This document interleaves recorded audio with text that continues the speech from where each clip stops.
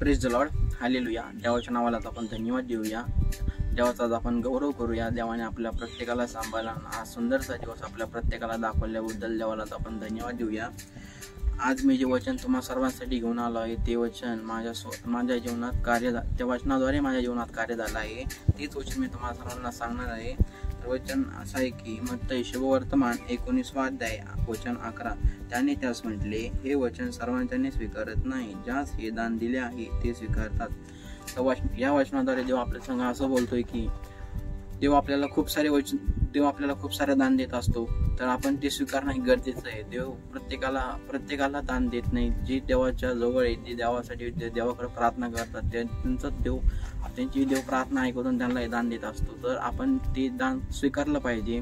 देव आपल्या प्रत्येकाला वेगवेगळं दान देत असतो। काहींना देव प्रार्थनेचं दान देत असतो, काहींना संदेश सांगण्याचं दान देत असतो, काहींना स्तुती आराधनेचं दान देत असतो, काहींना देव स्वप्नाद्वारे देव त्यांच्या संग बोलत असतो, काहींना देव नाही का जे लोक आजारी असते त्या लोक बरे करायचं दान देत असतो। तर आपण ते सर्व दान स्वीकारलं पाहिजे। आणि हे दान सहज कोणाला भेटत नाही।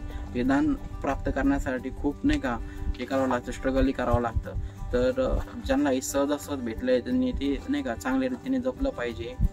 देवाच्या आपल्याला हे सांगतोय की आपण ते चांगल्या रीतीने जपलं पाहिजे। आपण पुढचं वचन बघूया, वचन 18।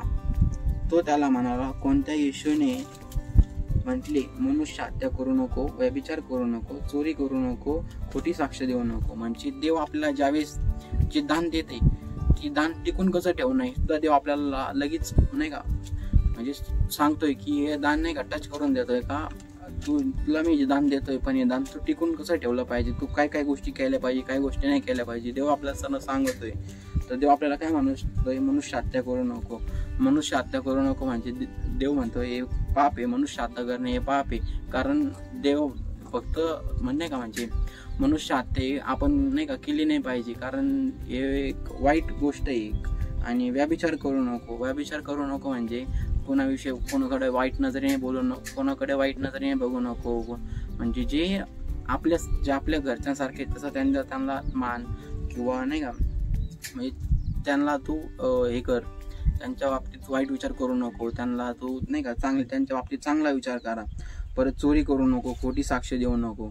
तर हे वचन देवाने आपल्याला दिले, हे वचन आपण पाळलं पाहिजे। देवाने आपल्याला आज्ञा दिल्या, या आज्ञा आपण पाळल्या पाहिजे, तरच हे वचन टिकून राहतं। तर आपण वचन स्वीकारलं जरी असलं तरी पण या आज्ञा पण पाळल्या पाहिजे, तरच हे वचन नाही का आपल्या जीवनात कार्य करणार आणि त्या वचनाद्वारेच आपल्या जीवनात कार्य होईल। आणि आपण ज्या लोकांसाठी प्रार्थना करतो ते प्रार्थना देव ऐकन। पुढचं वचन आपण बघूया, आपल्या बापाचा व आपल्या आईचा सन्मान कर। आपल्या बापाचा व आपल्या आईचा सन्मान कर म्हणजे आपले जे आई वडील आहेत त्यांचा तर आपण सन्मान करतोच, पण आपण नाही का जे आपण आपल्या आई वडिलांचा सन्मान करतोच, पण आपण जे आपल्यापेक्षा मोठे आहेत, जे वडीलधारे आहेत म्हणजे आपल्या आई वडिलांच्या वयाच्या आहेत, त्यांचा देखील आपण सन्मान केला पाहिजे। प्रत्येकाचा आपण सन्मान केला पाहिजे, त्यांच्या गोष्टी ऐकल्या पाहिजे। ते ज्यावेळेस आपल्याला समजून सांगते त्यांच्या प्रत्येकाच्या गोष्टी ऐकल्या पाहिजे, कारण ते आपल्यापेक्षा मोठे असतात, त्यांना आपल्यापेक्षा जास्त काही गोष्टी माहीत असतात, त्यांच्या आपण ऐकलं पाहिजे पूर्णपणे। म्हणजे त्यांना आपण टाळलं नाही पाहिजे, त्यांचा आपण तिरस्कार नाही केला पाहिजे। काही लोक काय करतात की हे मला सांगतात म्हणून आम्ही यांना नाही यांचं ऐकत नाही, माझे मम्मी पप्पा मला सांगते तरच मी यांचं ऐकन, तसं नाही केलं पाहिजे। आपण प्रत्येकाचं ऐकलं पाहिजे नाही का, म्हणजे प्रत्येकजण आपल्या चांगल्यासाठीच आपल्या भल्यासाठीच प्रयत्न करत असतो की हे चांगला नाही का चांगला झाला पाहिजे, चांगला निवडला पाहिजे। तर आपण त्यांचा मान राखला पाहिजे, त्यांची आपण आज्ञा पाळली पाहिजे, त्यांचं नाही का त्यांचं एक हे जे असतं ना आपलं त्यांचा अपमान नाही केला पाहिजे, म्हणजे त्यांचा अपमान नाही केला पाहिजे आणि त्यांचा सन्मान केला पाहिजे, म्हणजे त्यांचं ऐकलं पाहिजे पूर्णपणे।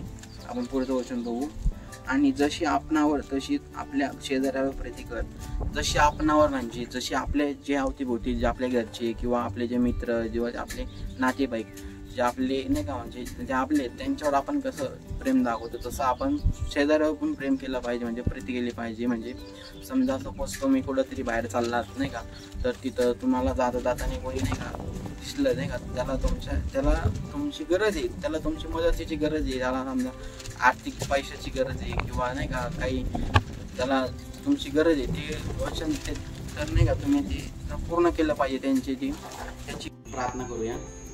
धन्यवाद येशू. तो आत्तापर्यंत आम्हाला सांभाळल्याबद्दल धन्यवाद देतो प्रभू येशू राजा. आजचं होणारं वचन तो आशीर्वादित केल्याबद्दल धन्यवाद देतो प्रभू येशू.